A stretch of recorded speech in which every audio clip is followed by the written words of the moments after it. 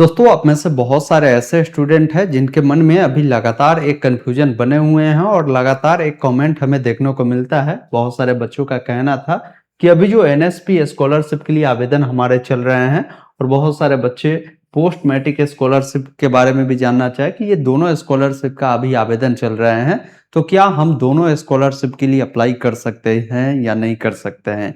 इसका complete guideline मैं आपको बताऊंगा, क्योंकि दोनों वेबसाइट पर इसका प्रॉपर गाइडलाइन दिए गए हैं। अगर गाइडलाइन को अगर आप देखेंगे ना तो चौंक जाएंगे।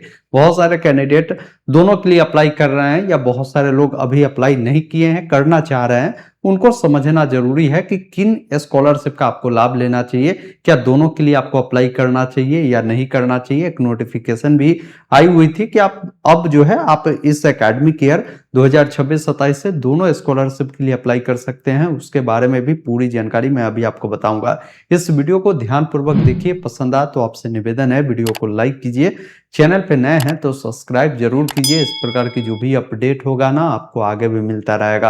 अगर वीडियो को फेसबुक पे देख रहे हैं तो पेज को फॉलो करिए और यदि यूट्यूब पे देख रहे हैं तो चैनल को सब्सक्राइब करिए। आप लोग हमारे सभी प्लेटफॉर्म ऑनलाइन अपडेट एसटीएम पर, आप चाहे यूट्यूब चलाते हो, फेसबुक चलाते हो, इंस्टाग्राम चलाते हो, व्हाट्सएप चलाते हो, आप ये जो है टेलीग्राम है या ट्विटर है, हर जगह फॉलो कर सकते हैं। सेम यूजर आईडी आपको मिलेगा, वहां पर मैं हर प्लेटफॉर्म पर आपको अपडेट जो है देता रहता हूं। देखिए साथियों, सबसे पहला चीज आप जानना चाह रहे होंगे कि भाई नेशनल स्कॉलरशिप और पोस्ट मैट्रिक स्कॉलरशिप दोनों के लिए हम अप्लाई कर सकते हैं या नहीं कर सकते हैं। इसके लिए मैं सबसे बेटर आपको बताना चाहता हूं कि इसका मैं आपको ऑफिशियल वेबसाइट दिखाता हूं ताकि आपको पूरी डिटेल जानकारी समझ में आ पाए। ये जो वेबसाइट आप देख पा रहे होंगे ना, ये बिहार पोस्ट मैट्रिक स्कॉलरशिप का है।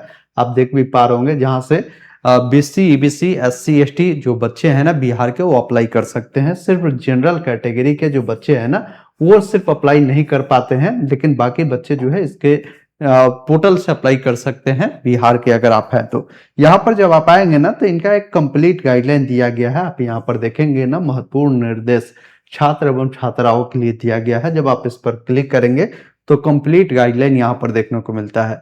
सबसे पहला गाइडलाइन ये बता रहा है कि आवेदन के लिए केवल आय प्रमाण पत्र एवं जाति प्रमाण पत्र आवश्यक है। मतलब जब अप्लाई करते हैं तो ये आय प्रमाण पत्र, जाति प्रमाण पत्र आपको देने होंगे, लेकिन इसमें आपको समझना होगा कि आय प्रमाण पत्र, जाति प्रमाण पत्र जो मांग रहे हैं वो कब का मांग रहे हैं वो भी इन्होंने बताया है। इसके अलावा बोला गया है कि जो आपका कोर्स है ना, शैक्षणिक जो सत्र है वो ऑटोमेटिक आ जाता है। साथ में आपका जो आधार सीडिंग की जो प्रक्रिया है ये पूरी होनी चाहिए, क्योंकि ये राशि डीबीटी के माध्यम से ही आपको दी जाती है। चौथा पॉइंट में इन्होंने लिखा है कि आधार सही बैंक खाते से अगर आपका नहीं होता है सीडेड, तो वैसे स्थिति में आपकी जो राशि है आपके खाते में प्राप्त नहीं होता है। तो ये स्टेटस आप देख सकते हैं कि भाई आपके आधार से कौन से खाता जो है सीडेड है, कौन सा खाता सीडेड नहीं है, इसको आप चेक कर सकते हैं। आय प्रमाण पत्र को लेकर इन्होंने गाइडलाइन में क्लियर ये चीज जिक्र किया है कि जो आय प्रमाण पत्र है वो जारी होने की जो तिथि है 1/4/2026 के आधार पर होने चाहिए। ये ध्यान रखिएगा, अगर इसके आधार पर नहीं है, मतलब 1/4/2026 या उसके बाद का है तो चलेगा, लेकिन अगर इससे पहले का है तो आप अगर लगाएंगे तो इसका जो बेनिफिट है आपको नहीं मिलेगा।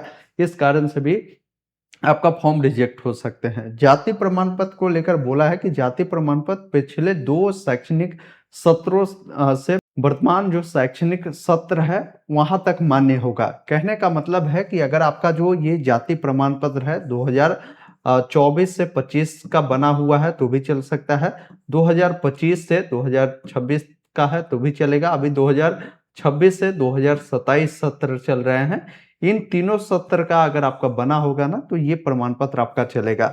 बाकी इसको लेकर बोला है कि जो भी दस्तावेज है आपका 1/4/2026 से 31 मार्च 2027 तक का जो है ये होना चाहिए, तो आप इसके लिए अप्लाई कर सकते हैं। इसके बाद नीचे आएंगे तो सबसे महत्वपूर्ण अगर जो पॉइंट मैं आपको समझाना चाह रहा था वो पॉइंट यहाँ पर आपको दिया गया है। ये 12 नंबर पॉइंट आपके लिए महत्वपूर्ण है। बोला गया है कि यदि कोई छात्र छात्राएं इसी पाठ्यक्रम एवं इसी शैक्षणिक सत्र में किसी अन्य छात्रवृत्ति योजना का लाभ ले रहा है तो उसका पीएमएस आवेदन निरस्त कर दिया जाएगा। कहने का मतलब है कि जो अभी आपका एकेडमिक सत्र आपके चल रहे हैं, कौन सा सत्र चल रहे हैं, 2026 से 27 ये नए सत्र आपके जो है चल रहे हैं। अब इस सत्र में कोई बच्चा अगर पीएमएस यानी पोस्ट मैट्रिक स्कॉलरशिप के लिए अगर अप्लाई करता है और वो बच्चा अगर गलती से किसी अन्य सरकारी स्कॉलरशिप के लिए भी अप्लाई करता है, जैसे ये नेशनल स्कॉलरशिप क्या है, ये सरकारी स्कॉलरशिप ही है, तो ऐसे स्थिति में आपका ये जो फॉर्म है आपका रद्द हो जाएगा, ये फॉर्म आपका चालू रहेगा। मतलब दोनों में से कोई एक ही स्कॉलरशिप का लाभ लेंगे। हालांकि जब आप जाएंगे ना ये पीएमएस पर अप्लाई करने, तो यहाँ पर आप देखते होंगे ओटीआर मांगता है, और ये ओटीआर जो आपका होता है कहाँ से होता है, ये एनएसपी का जो पोर्टल है ना, यहाँ से आपका ओटीआर होता है। अब एनएसपी के पास ऑलरेडी आपका डाटा चला जाता है कि ये बच्चा जो है पीएम मेस जो स्कॉलरशिप है इसके तहत अप्लाई किया, और नेशनल स्कॉलरशिप पर भी अप्लाई करते हैं, तो इसके लिए एनएसपी के पोर्टल से ही आपको ओटीआर करना होता है।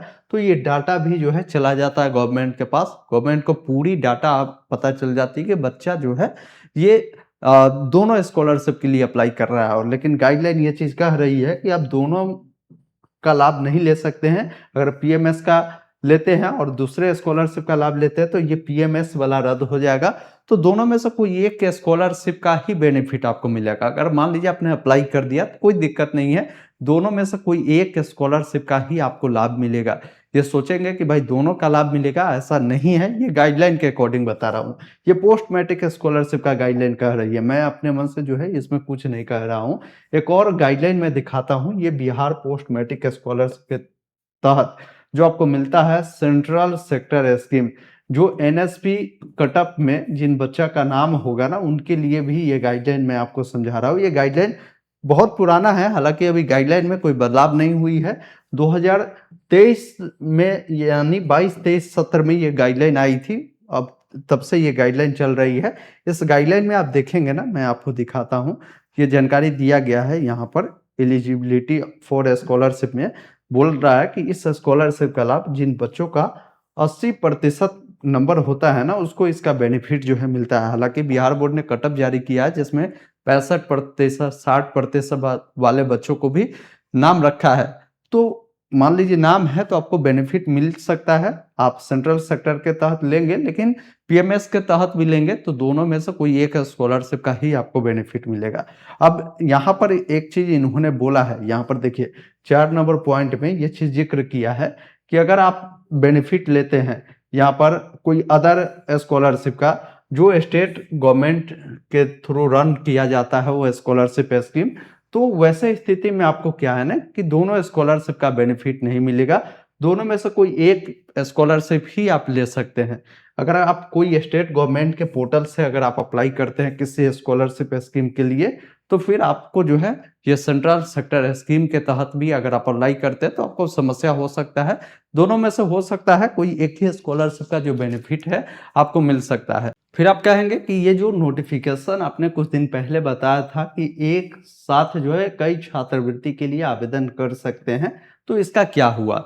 देखिए ये जो नोटिफिकेशन पेपर के माध्यम से दिया गया है, अभी वेबसाइट पर चाहिए, वो वेबसाइट आपका जो है पीएमएस का क्यों ना हो यानी पोस्ट मैट्रिक स्कॉलरशिप के पोर्टल पर ये इसको अपडेट नहीं किया है कि आप दोनों का लाभ ले सकते हैं, और नहीं तो एनएसपी के पोर्टल पर ये अपडेट किया गया है कि आप दोनों का लाभ ले सकते हैं। ये पेपर में दिया गया था, तो पेपर के माध्यम से मैंने जानकारी दिया था। ये चीजें जब तक ऑफिशियल तौर पर नहीं आ जाती है, मैं कहूंगा कि दोनों में से कोई एक स्कॉलरशिप का ही बेनिफिट आपको लेना चाहिए, दोनों के लिए आपको अप्लाई नहीं करना चाहिए। जब ये अपडेट अगर ऑफिशियल तौर पर आ जाता है तो आप दोनों के बेनिफिट लीजिएगा। अभी वर्तमान समय में मैंने आपको सारा गाइडलाइन दिखा दिया, गाइडलाइन के मुताबिक अगर मानेंगे तो कोई एक स्कॉलरशिप का ही बेनिफिट लेना है।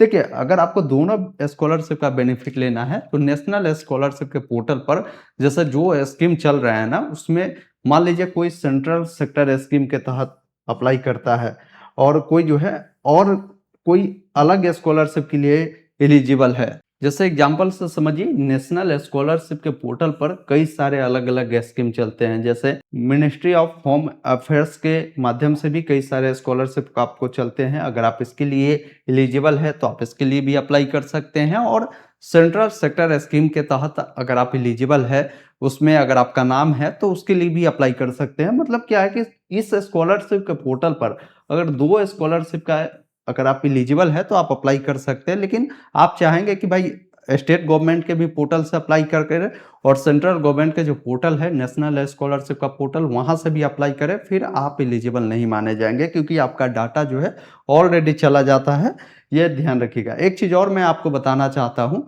कि बहुत सारे बच्चे जो प्राइवेट स्कॉलरशिप जैसे डॉक्टर राजेंद्र प्रसाद स्कॉलरशिप चलते हैं, इसके अलावा टाटा पंख स्कॉलरशिप चलते हैं, ये सब स्कॉलरशिप के लिए अप्लाई करते हैं और मान लीजिए वो बच्चा जो है पीएमएस यानी पोस्ट मैट्रिक स्कॉलरशिप या एनएसपी दोनों में से कोई एक स्कॉलरशिप के लिए अप्लाई किया और प्राइवेट स्कॉलरशिप के लिए भी अप्लाई किया, तो उनको यहाँ पर दिक्कत नहीं होगा क्योंकि ये जो प्राइवेट स्कॉलरशिप है ना, ये इसका डाटा अलग जाता है और जो आपका ये गवर्नमेंट स्कॉलरशिप जैसे पीएमएस और एनएसपी दोनों का डाटा आप देखेंगे ओटीआर से जा रहा है, तो ऑलरेडी डाटा विभाग को पता चल जा रहा है कि भाई बच्चा जो है ये दोनों के लिए अप्लाई कर दिया है।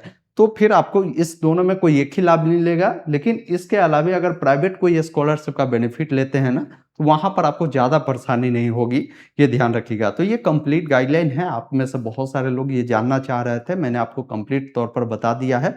तो इस वीडियो को अपने दोस्तों के साथ शेयर कीजिए। कहीं भी कोई डाउट है आप कमेंट बॉक्स में ज़रूर लिखिए। बाकी इस वीडियो को शेयर कीजिए और किस टॉपिक पे आप वीडियो देखना चाहते हैं, आपके मन में क्या डाउट है, आप कमेंट बॉक्स में बताइएगा, उसका भी वीडियो मैं ला दूँगा। धन्यवाद। जय हिंद।